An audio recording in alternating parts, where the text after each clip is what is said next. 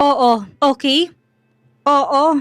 Ani Ligaya na lumabas ng kotse upang habulin si Jacob. Damn it, ani Carlo. Tanging hampas sa manibela at mura ang nadinig niya bago siya makalayo. Jacob, sandali! Sigaw niya. Nakita naman siya kaagad ng binata at hinintuan siya. Nagpunta sila sa kondo ni Jacob para walang istorbo. Maingat na nilagay ni Jacob ang envelope sa kanyang harapan. Binuksan niya ito. Dahan-dahan, nilabas ang isang papel. Ang DNA test result na may malinaw na nakalagay, probability of maternity, 0%. Nakatingin sa papel, unti-unting namumutla. 0? Ibig sabihin, hindi ka anak ni Aling Shirley Ligaya. Mahinang boses ni Jacob. Bumigat ang kanyang dibdib. Hindi kaagad siya makapagsalita. Hawak pa rin ng kamay niyang nanginginig ang papel. Pero, lumaki ako sa kanya. Tinatawag niya akong anak kahit na lagi akong pinagagalitan at hindi pinapaboran. Pero bakit masakit pa rin malaman na nabuhay ako sa kasinungalingan? Ani ang humagulhol, tinapik ni Jacob ang kanyang balikat. Naunawaan itong kanyang sitwasyon. May posibilidad na inampun ka o baka may mas malalim pang dahilan kung bakit ka napunta sa kanya. Kaya pala ibang trato niya sa akin. Laging mas mahal at paborito si Neri. Laging akong masama at malas. Ligaya, may karapatan kang malaman ang totoo. Pero ngayon, mas lalong kailangan mong maging matatag. Pero sa kabila ng sakit, may namumuong determinasyon sa kanyang mata. Gusto kong malaman kung sino ako. Kung bakit ako napunta kay Aling Shirley. Kung sinong magulang ko talaga. Tutulungan kita na hanapin ang tunay mong magulang. Handa akong tumulong. Kahit saan ka dalahin ng paghahanap na ito. Pero kailangan nating maging maingat. Dahil kung si Aling Shirley ay nagsinungaling ng ganito katagal, baka may tinatago pa siya. Humugot siya ng malalim na hininga. Gusto kong malaman kung inabandon na ba ako o sa pilitang kinuha. May ilang dokumentong pwedeng halukayin. Hospital records, adoption papers kung meron at ang mismong birth certificate mo. Yung binago. Saan tayo magsisimula? Gagamitin kong clearance ko bilang undercover agent. At this point, kailangan natin ng access sa mga confidential na records. Pwede mo bang gawin yon? Hindi lang pwede. Gagawin ko. Para sa'yo. Anitong nakangiti. Jacob, hindi ko alam kung paano makakabayad sa lahat ng tulong mo. Wala kang utang sa akin. Hindi ko makakalimutan na tinulungan mong kapulisan na mahuli si Don Maximo. Maraming salamat sa lahat. Kapag nalaman ko kung sino ako, makakapagsimula na ako ng bagong buhay. Malalakas na katok at walang tigil na doorbell ang nadinig nila mula sa labas. Pagbukas ng pinto ni Jacob, ay biglang pumasok si Carlo. Ligaya, anitong hinila siya at nalilisik ang mga mata. Bitawan mo si Ligaya kung ayaw mong pasabugin kung mukha mo, ani Jacob. Binitawan siya ni Carlo. Nag-alis ito ng suot na suit. Tara, suntukan tayo. Matagal na rin ako na hindi nakakabasag ng muka. Sinugod ni Carlo si Jacob, sabay suntok sa panga. Napaatras si Jacob pero mabilis ding nakabawi. Gumanti ng isang bigwas. Nagkagulo. Nabuwal ang mesa. Tama na! Tumigil na kayo! Ani ang umiiyak na. Ngunit tila bingi ang dalawang lalaki. Nabagsak ang ibang appliances. Gago ka ba? May babae ka ng pakakasalan. Nakikialam ka pa sa buhay ni Ligaya? Ani Jacob. Muling nagpalitan ng suntok at tadyak ang dalawa. Tinangka niyang umawat at hinila si Carlo. Huminto ito. Hingal na hingal. May dugo sa labi. Napatitig sa kanya. Akala ko ba mahal mo ko? Bakit sumasama ka sa ibang lalaki? Sinungaling ka talaga. Carlo, hindi kita naintindihan. Ikakasal ka na kay Neri. Dahil ayaw mo akong paniwalaan na ako si Ligaya. Pero bakit ginugulo mo pa rin ako? Pinagsisisihan ko kung bakit nakilala pa kita. An opportunist and a gold digger. Sinasamantala mo pagiging baliw ko sa'yo. Nagpapahabol ka sa akin kaya sumasama ka sa ibang lalaki. Sinampal niya ng ubod lakas si Carlo. Bakit puro masama ang tingin mo sa akin? Bakit hindi mo nakikita ang tunay kong pagkatao?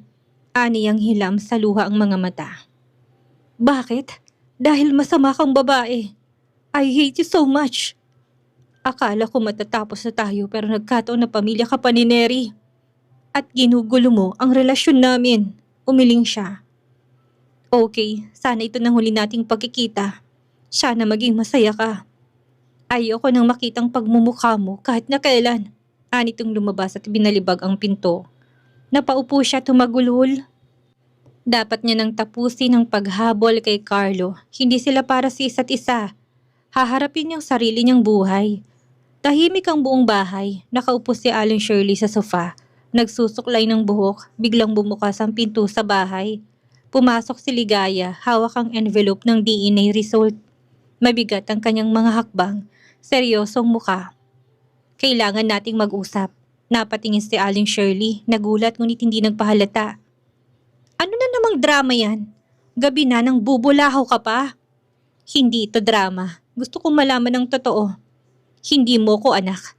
Hindi kagad nakapagsalita si Aling Shirley. Tinitigan lang siya. Kanino mo na naman nakuha ang ideyang yan? Talagang gumagawa ka ng gulo? Inabot niya ang DNA result. Galing sa ospital. DNA test. Hindi mo ko anak, Aling Shirley. Pilit niyang binuo ang boses. Tahimik na binasa ni Aling Shirley ang papel. Kita sa mga mata nito ang pangamba. Pero pinanatili ang matibay na mukha. Hindi ko alam kung saan mo nakuha yan. Pero ang alam ko, ako nagpalaki sa'yo. Ako ang nagpalamon sa'yo. Mas mahalaga yun kaysa sa papel. Sinong tunay kong mga magulang? Tumayong matanda, umiwas ng tingin. Hindi ko kilala. Isang gabi, iniwan ka sa pinto ko. Ayoko sanang tanggapin pero naawa ko sa'yo kaya kinupkup kita. Iniwan ako? Sa pinto mo? Sa dinami-dami ng tao, sa'yo pa ba talaga ako iiwan? Malamang kilala mong nagbigay. Tumigas ang boses ni Aling Shirley. Alam mo, kalimutan na natin yan. Wala ka nang magagawa pa para makita ang tunay mong magulang. Tinapon ka nga hindi ba? Pasalamat ka't binuhay kita. Sana nga hindi niyo na lang ako binuhay. Lumaki akong kulang sa aruga at pagmamahal. Isang malakas na sampal ang binigay ni Aling Shirley. Wala kang utang na loob! Ingrata! May dapat ba akong tanawin na utang na loob sa inyo? Ni minsan hindi ko naramdaman na nag-alala kayo sa akin. Trauma lang ang binigay ninyo na hindi ko alam kung paano maghihilom. Aniyang sumisigaw na. Lumabas si Neri. Dumating din si Carlo na madinig ang sigawan. Hindi kita gustong kupkupin. Naawa lang ako sa'yo. Hiyaw ni Aling Shirley. Pinunasan niya ang luha. May halong sakit at tapang sa kanyang mukha. Tama. Hindi mo ko ginustong ampunin at hindi ko rin ginustong ikaw ang tumayong ina sa akin. Ngayon aalis ako. Wala nang hahadlang sa mga plano ninyo. Hahanapin ko kung sino talaga ako. Hawak ni Carlo ang DNA test. Kuyom ang palad nito. Umakyat siya sa guest room upang kunin ang bag at ilang gamit. Pumasok sa pinto si Carlo. Tinignan niya lamang ito. Ligaya, I'm sorry for what happened. Hindi ko alam kung anong sasabihin ko sa'yo para gumaan ang loob mo. Seryoso ka ba? Kanina lang nagwawala ka sa galit sa akin. Dapat maging masaya ka na. Wala naman pala tayong magiging connection pa. Hindi ko tunay na pamilya sina Aling Shirley at Neri. Naawa ko sa'yo. Hindi ko kailangan ng awa mo. Mas mainam na hindi na tayo magkita pa. Ani ang iniwan ng binata at lumabas ng bahay bitbit ang ilang gamit. Sa labas ay naghihintay si Jacob. Ligaya! Narinig pa niya ang tawag ni Carlo. Ilang araw ang lumipas, nakitira na muna siya kay Jacob habang hinahanap niyang tunay na magulang. Ligaya, aalis lang ako, may lead daw sa kaso mo. Teka, sasama ako. Nakita niyang pag-aalinlangan sa mukha ng lalaki, ngunit pumayag din ito. Dumating sila sa isang luma at halos gumuho ng gusali. Base sa lead na nakuha ni Jacob mula sa dating agent na dating kasabwat ng sindikato ng human trafficking. Sa loob ay may lumang filing cabinet na kalawangin. Binuksan to ni Jacob gamit ang crowbar. Binubuklat nilang mga lumang record ng mga batang dinukot at ipinagpalit. Napakadami. Nakakakilabot na maraming bata o taong nawawala na lang basta. Nakasalampak silang dalawa sa maalikabok na lumang kwarto na tanging emergency light lang ang ilaw. Napansin niya si Jacob na nanlalaki ang mga mata. Bakit? Aniyang napalapit dito. Ligaya, Ito ang file ng kapatid ko na nawawala 20 taon nang nakakalipas. Ang pangalan niya ay Athena Luisa Cabral. Binuklat nito ang files at may nahulog na larawan at birth certificate. May detalye ng lugar at oras ng pagkidnap. Pati pangalan ng magulang ni Jacob ay nandoon. Kasama kong mommy at kapatid ko sa park. Binili niya sa akin ng mommy ko. Kaso hindi ko siya binantayan. Nakipaglaro ako, saka ko nalang nalaman na nadukot na silang dalawa. But they killed my mom. Walang awa siyang pinatay ng kidnapper. Kahit na nagbigay ng malaking pera ang daddy ko. Hinagod niya ang likod ni Jacob nang maging emotional to. Napatingin siya sa hawak nitong larawan. Teka, may picture akong ganyan noon. Hindi ko lang alam kung nasan na. Minsan nakita ko yun, napalo ko ni Aling Shirley. Nagkatinginan sila. Garal-galang tinig ni Jacob habang unti-unting binubuo ang katotohanan. Ligaya, ikaw si Athena Luisa. Ikaw ang kapatid ko na matagal na naming hinahanap. Umiling siya. Hindi ko alam. Aniyang tumutulo ang luha. Lumapit si Jacob at niyakap siya ng mahigpit. Let's have a DNA test para sigurado tayo. Hindi pa man, napakasaya ko, Ligaya. Hahanapin natin ang katotohanan hanggang dulo. Sana ikaw ang nawawala kong kapatid. Kinabukasan ay nagpunta sila sa ospital para sa DNA test. Dahil sa impluwensya ni Jacob ay ilang oras lang ay may resulta na. Inabot ng isang doktor kay Jacob ang isang envelope. Ang DNA test nila. Ikaw nang magbukas, Ligaya. Binuksan niya to. May malaking nakasulat. Probability of sibling match, 99.98%. Nagkatinginan sila at parehas na mangiyak-ngiyak. Ikaw si Athena Luisa. Ikaw ang kapatid ko. Ikaw ang matagal na naming hinahanap. Kaya pala hindi ko matanggap na basta na lang nawala ang kapatid ko. Napahawak siya sa dibdib at tuluyang naluha. Jacob, ako ba? Ako bang kapatid mo? Aniyang nanginginig ang boses. Nagyakap sila ng mahigpit. Ang tagal nilang magkasama bilang magkaibigan. Ngayon natuklasang magkapatid pala sila. Labis ang kanyang ligaya. Hinahanap ka namin sa napakaraming taon. At ngayon nahanap na kita. Hindi ako ulila. May pamilya pala ako. Aniyang umiiyak na. Sumama ka sa akin. Dadaling kita para makilala mong pamilyang pinagmulan mo. Natitiyak ako matutuwa si Daddy at Lola kapag nakita ka nila. Malawak na bakuran sa harap ng isang mansyon, huminto ang sasakyan ni Jacob. Bumukas ang gate, bumaba si Jacob at kasunod si Ligaya at may halong kaba at pananabik sa kanyang mga mata. Nakangiti si Jacob. Handa ka na ba? Teka, parang sobrang yaman ng nakatira dito. Pasensya na, gusto kitang sorpresahin. Mayaman ang pamilyang pinagmulan mo, tagapagmana ka ng bilyones. Nanlaki ang mata niya. Hindi makapaniwala. Bumukas ang pintuan ng bahay. Lumabas ang isang lalaking may edad ngunit halatang malakas pa rin. Si William Cabral, ang kanilang ama. Kasunod niya ang isang lalaking tahimik ngunit nangingilid ng luha. Si Lola Mila. Tampatigil si Ligaya sa paglalakad. Biglang namuo ang luha sa kanyang mga mata. Napakapit siya sa dibdib. Daddy? Lola? Aniyang tuluyan ng tumulong luha. Niyakap siya ni Don William na mahigpit. Parang ayaw na siyang bitawan. Anak ko, ang anak kong nawala. Diyos ko, salamat at natagpuan ka na namin. Nagpipilit tumayo sa wheelchair si Lola Mila upang mayakap siya. Hindi siya makapagsalita, yumakap siya ng mahigpit sa dalawa at doon siya tuluyang umiyak. Anak, pasensya na kung hindi ka namin naprotektahan noon. Pero simula ngayon, wala nang maaaring umapi sa'yo. Habang yakap-yakap siya ng kanyang tunay na pamilya. Hindi ka na mag-iisa. Kami ang pamilya mo, nakangiting sabi ni Jacob. Salamat Kuya Jacob. Sa wakas alam ko na kung sino ako at natagpuan ko ng pamilya ko. Magbabayad ang lahat ng taong nanakit sa'yo, ani Jacob. Madilim ang anyo ni Carlo habang nakatanaw sa bintana ng kondo nito. Dumating si Harris. Sir, ito na pong report. At may larawan din. Inabot ni Harris ang isang brown envelope. Dahan-dahang binuksan niya ni Carlo at nilabas sa mga litrato. Mga kuha habang magkayakap sina Ligaya at Jacob. Isang kuha pang mas intimate na nagpakita na may relasyon ng dalawa. Mahigpit na yakap ni Jacob si Ligaya. Napatigil siya at nanigas ang panga. So, sumama siya kay Jacob at nakikipag-live-in na? Base sa report, sinabi ng tao natin na hindi sila naghihiwalay. Pero baka naman may ibang dahilan. Ano pang dahilan? Maliwanag sa litrato, magkayakap sila, magkasama at nakatira sa iisang kondo. Tumayo siya, nilapit ang minibar sa sulok.